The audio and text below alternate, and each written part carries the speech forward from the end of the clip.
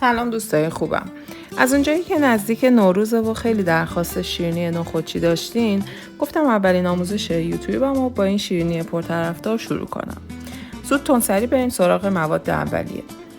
مهمترین عامل کیفیت شیرینیمون چربیه که میخوایم توش استفاده کنیم. با توجه به انتخابمون میتونیم از کره دوغ گرفته یا روغن اصیل و یا روغن نیمه جامد که مارک‌های مختلفی هم داره استفاده کنیم. ولی من انتخابم کره دوغ گرفته بود. آیتم بعدی که براش احتیاج داریم پودر قند از حریر رد شده یا آیسینگ شوگر به همراه پودر هلی که ترجیحاً خودمون آسیابش کنیم. پودر قند و پودر هل و کره رو با همزن دستی همش میزنیم.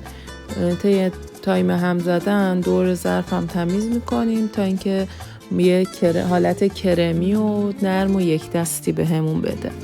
چیزی که خیلی مهمه اینه که این رسیپیه که من خودم سالها توی کارگاه و آموزش هام با این دستور به هنرجوام و میگم برای شیرینی‌های نوروزی که تو کارگاهمون آماده میکردیم با این رسیپی کار میکردیم. فوق‌العاده راحت و در نهایت هم شیرینی خیلی با کیفیت و ماندگاری بالا به همون میده.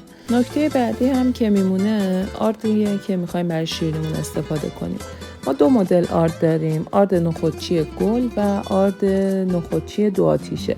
بسته به این که میخوایم رنگ شیرینیمون تیره باشه یا روشن از آردهای مختلفی استفاده میکنیم که آرد رو هم حتما باید آرد از حریر رد شده یا از لوازم قنادی یا اینکه خودتون توی خونه آرد رو از حریر ردش کنین و از اون آرد استفاده کنین.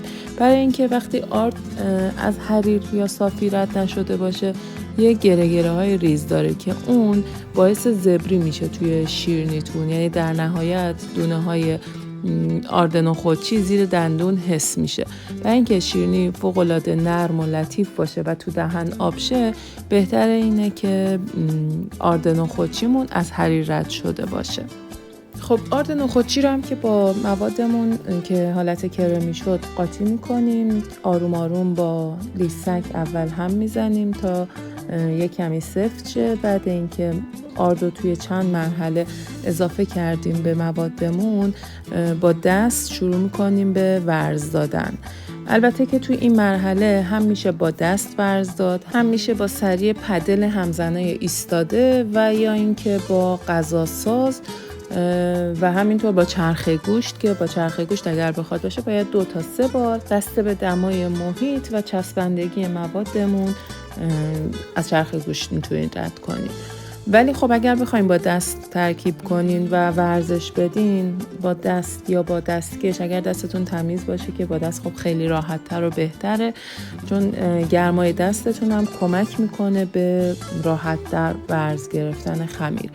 اینقدر ورز میدیم تا مواد کاملا یک دست بشه و چسبندگی داشته باشه. میتونین توی دستتون مواد رو حالت خمیری یا گردش کنین، ببینین اگر فشار دادین ترک به وجود نیامد روی خمیر، اون خمیر مناسبیه برای استفاده برای شیرینی. خمیرمون که آماده شد توی کیسه فریزر میذاریم و برای 24 ساعت تو دمای محیط یا یخچال استراحت میدیم. بعد از اینکه استراحت نهایی انجام شد خمیر رو در میاریم، حالا با دست یا گرد میکنیم یا اینکه پهنش میکنیم و با کاترای طرحی که مد نظرمون بود فرم میدیم و روش رو با زعفران غلیظ تزیین میکنیم یا از خلال پسته استفاده میکنیم. شیرینیمون رو توی فر از قبل گرم شده با دمای 160 درجه تو طبقه وسط یا بالای فرتون میذاریم و حدوداً 10 دقیقه تا 1 ربع میذاریم بپزه. امیدوارم از این آموزش لذت برده باشید. دوستای عزیزم ویدیو رو لایک کنید، کانال منو سابسکرایب کنید و دکمه زنگوله رو بزنید تا هر وقت ویدیو جدید آپلود کردم بهتون اطلاع داده بشه. منتظر ویدیوهای بعدی باشید. به امید دیدار.